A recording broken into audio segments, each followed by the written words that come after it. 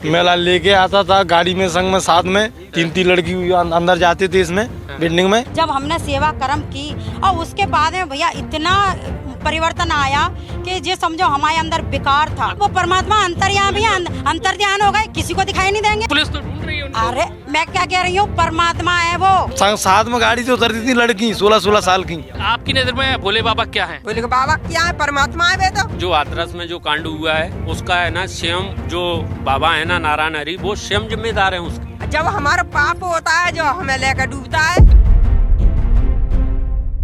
हाथरस की घटना के बाद जो बाबा हैं भोले बाबा वो फरार है नारायण हरि, और ग्वालियर में भी उन्होंने सत्संग किया था 1.5 महीने पहले, और आप देख सकते हैं ये वही परिसर है जहाँ पर सत्संग किया था। और अब यहाँ पर जो उनके सेवक थे उन्होंने यहाँ पर जो उनके फोटो लगे थे, चित्र लगे थे, वो सारों को हटा दिया है, और कुछ उनके समर्थक भी है। अम्मा क्या कहेंगे, इतनी बड़ी घटना हुई हाथरस में और उसके बाद आज यहाँ से जब हमारा पाप होता है जो हमें लेकर डूबता है। आपकी नजर में भोले बाबा क्या है? भोले बाबा क्या है? परमात्मा है वे तो। नारायण साकार है वे तो। क्या गतिविधियाँ महिलाओं को लेकर कैसी रहती है? मेला लेके आता था गाड़ी में संग में साथ में तीन लड़की अंदर जाते थे इसमें बिल्डिंग में, उसके साथ आती थी 3-4 लड़की। तो क्या गतिविधियाँ वैसी रहती थी? संदिग्ध नहीं जानते थे गतिविधियाँ कैसी रहती थी महिलाओं के साथ में उनकी? महिलाओं के साथ में साथ में गाड़ी से उतरती थी लड़की 16-16 साल की, 18 साल की, 16 साल की संग में उतरती थी। बहुत प्रॉब्लम थी। क्या जैसा आप लोग बता रहे हैं, क्या स्थिति गतिविधियाँ रहती थी बाबा के साथ में? कहा जा रहा है कि लड़कियां उनके साथ में चलती थी कम उम्र की। देखो क्या है कि जो बाबा आते थे ना गाड़ी से जब भी बाबा आते थे उनके साथ में एक लड़की तो परमानेंट ही रहती थी, ठीक है। उसको पता नहीं वो लोग क्या बताते थे, और जो उनके संग में जहाँ मंच पे बैठती थी उनको है ना सब पब्लिक को बताते ये माता जी है।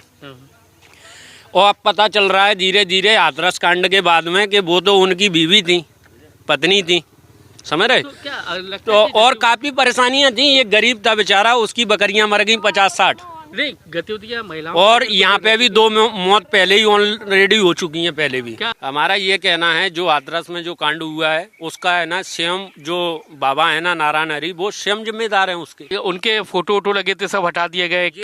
ये कांड हुआ है ना हाथरस में, उसके बाद है ना ये सब हटा दिया है यहाँ से। तो आप देखेंगे कि ये जो पूरा परिसर है यहीं पर उनका सत्संग हुआ करता था, लेकिन अभी भी उनके अनुयायी हैं।